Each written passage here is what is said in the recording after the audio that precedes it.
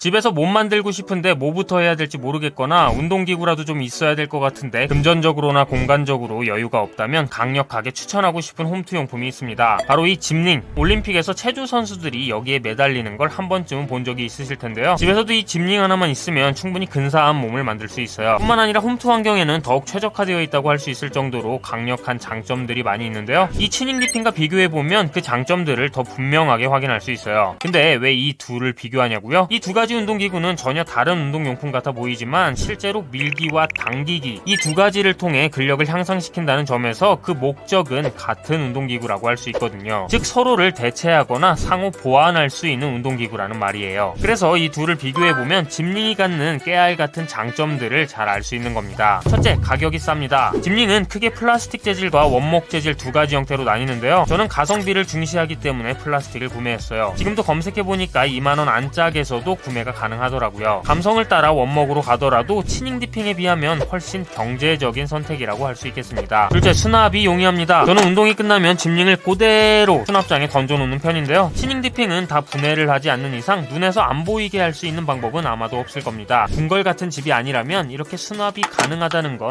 그 자체로 엄청난 장점이라고 할 수 있겠죠. 셋째, 난이도 조절이 쉽습니다. 운동 초보나 운동 경력이 길지 않다면 이 부분은 아주 매력적인 부분인데요. 치닝 디핑 같은 경우에는 사실상 풀업과 딥스를 할 줄 알아야 그 진가가 발휘되는 운동기구라고 할 수 있어요. 그만큼 어느 정도의 운동 경력이 있어야 효과를 뽑을 수 있다는 말이죠. 하지만 이 짐링에서는 몸을 기울이는 각도에 따라서 운동 난이도를 세밀하게 조절할 수 있다는 장점이 있습니다. 그래서 초보자부터 숙련자까지 모든 난이도의 훈련이 가능하죠. 이렇게 몸이 수직에 가까우면 난이도가 쉽지만 이런 식으로 몸을 수평에 가깝게 할수록 실어지는 체중의 양이 늘어나기 때문에 난이도가 어려워지는 원리예요. 최고 난이도에서는 치닝 디핑과 마찬가지로 이렇게 풀업과 딥스를 할 수도 있어요. 물론 이때는 풀업과 같이 짐링을 설치할 수 있는 지지대가 있어야 하지만 그 전까지는 이렇게 문틈을 활용해도 충분히 효과적인 운동을 할 수 있습니다. 이 짐링을 활용하는 운동은 크게 밀기와 당기기, 즉 푸시 앤 풀 운동으로 나뉜다고 했었는데요. 밀기 동작은 가슴 근육과 어깨 전면을 중심으로 상체의 앞쪽 근육을 적극적으로 동원하고, 당기기 동작은 등 근육과 후면 어깨를 중심으로 상체의 뒤쪽 근육을 적극적으로 동원해요. 그래서 본인에게 난이도만 적당하다면 누구든지 이 두 가지 운동만으로도 충분한 상체 근력의 향상을 기대할 수 있죠. 먼저 가장 기본적인 밀기 동작의 요령은 팔굽혀펴기와 동일합니다. 몸을 곧게 유지하고 배에도 힘을 줘서 코어를 긴장시켜주세요. 그리고 귀와 어깨는 멀어지도록 하고 가슴을 내밀어서 가슴 근육이 효과적으로 동원될 수 있도록 세팅해줍니다. 이때 가장 중요한 건 아랫팔이 항상 이 줄과 같은 방향을 향하고 있어야 한다는 거예요. 이 방향성이 달라지면 관절에 불필요한 부담이 생겨서 부상을 당할 수도 있거든요. 그리고 팔꿈치는 90도가 될 때까지 팔을 굽히면서 운동을 해주시면 되는데요. 관절에 부담만 없다면 가동 범위는 더 크게 사용해도 괜찮습니다. 그리고 만약 운동이 쉬우면 몸을 수평에 가깝게, 운동이 어렵다면 몸을 수직에 가깝게 세팅하는 방법으로 난이도를 조절할 수 있는데요. 세트당 15회 정도 할 수 있는 적정한 난이도를 찾아서 운동해주시면 되겠습니다. 이 기본적인 푸시업 동작에 약간의 변형을 주면 아랫가슴 혹은 어깨에 포커스를 맞춰서 운동을 할 수도 있는데요. 상체를 이렇게 세워서 아랫방향으로 밀어내는 방식으로 운동을 하면 아랫가슴에 효과적인 자극을 전달할 수 있습니다. 이때는 언더그립으로 링을 잡아주는 게 운동이 더 잘 돼요. 그리고 반대로 이렇게 엉덩이는 높이고 상체를 숙인 상태로 운동하면 보다 어깨 쪽에 포커스를 두는 운동을 할 수가 있는데요. 이때는 발뒤꿈치를 들어서 체중을 확실하게 상체 쪽으로 넘겨줘야 어깨에 효과적으로 저항을 전달할 수 있습니다. 또 다른 변형 동작으로는 링플라이가 있는데요. 앞선 변형 동작들보다는 난이도가 살짝 높아서 앞선 동작들을 먼저 마스터한 이후에 시도해보시는 걸 권장합니다. 이 운동을 할 때는 가슴을 최대한 크게 열고 팔꿈치는 고정한 상태로 운동해주세요. 한 가지 유의점은 양팔을 모았을 때 몸이 일으켜지면서 저항이 거의 느껴지지 않는 상태가 되는데요. 효과적으로 운동을 하기 위해서는 발뒤꿈치를 들고 몸을 앞으로 밀어내면서 운동해야 몸이 일으켜지는 마지막 순간에도 저항이 사라지지 않고 끝까지 자극을 이어갈 수 있어요. 기본적인 링 푸시업 자세가 익숙해졌다면 이런 식으로 다양한 변형 동작들을 활용해서 새로운 자극을 한번 찾아보세요. 자, 다음은 당기기입니다. 기본적인 당기기는 앞서 배운 링 푸시업의 역동작이라고 생각하면 이해하기가 쉬워요. 거의 차이가 없거든요. 먼저 전신이 출렁거리지 않게 코어를 긴장시켜주시고 가슴은 들고 귀와 어깨는 멀어지게 해주세요. 그 상태로 링을 당겨서 운동하면 됩니다. 운동 난이도도 밀기 때와 마찬가지로 몸이 수직에 가까우면 난이도가 쉽고 몸이 수평에 가까워질수록 난이도는 높아져요. 반걸음씩 바리치를 조정하면서 한 세트에 15회 정도 할 수 있는 적당한 난이도를 찾아서 운동하면 되는데요. 이 당기기 동작도 기본 동작이 익숙해지면 변형 동작을 통해서 등 위쪽과 등 아래쪽을 각각 따로 포커싱 확신해 볼 수 있어요. 먼저 등 위쪽 승모근을 중심으로 운동하려면 견갑골의 가동 범위를 최대로 사용해 주시면 되는데요. 이때 귀와 어깨를 계속 멀어지게 유지하려고 하면 견갑골의 가동 범위를 최대로 사용할 수가 없어요. 그렇기 때문에 귀와 어깨가 조금은 가까워지더라도 견갑골의 최대 가동 범위를 사용하는 데 주력해야 합니다. 머릿속으로는 계속 양쪽 견갑골을 생각하면서 서로 가까워지고 멀어지는 걸 느껴보려고 노력해보세요. 그리고 등 아래쪽 광배근을 타겟하기 위해선 한쪽씩 각각 운동하는 걸 추천하는데요. 그 이유는 양쪽을 동시에 수축할 때보다 한쪽씩 수축할 때 근육의 길이를 더 짧아지게 만들 수 있기 때문이에요. 링 하나를 양손으로 잡고 이렇게 대각으로 서서 링을 당겨주시면 되는데요. 승모근 운동을 할 때와 달리 이번에는 운동하는 쪽 귀와 어깨를 최대한 멀어지게 해주세요. 그래야 광배근의 길이를 최대한 짧게 만들어서 최대 수축을 이끌어낼 수 있습니다. 참고로 발이 미끄러지면 운동이 제대로 안 되는데요. 바닥이 미끄럽다면 저처럼 세라밴드를 사용해서 발이 미끄러지는 걸 방지해주세요. 오늘은 짐링을 활용한 홈트에 대해 소개해봤는데요. 운동 초보자가 운동을 시작하기에 가장 좋은 아이템인 동시에 경력자에게는 도전 정신을 불러일으키는 기특한 홈트용품이라는 생각입니다. 모두들 한 번씩 트라이 해보시고요. 오늘은 여기까지입니다.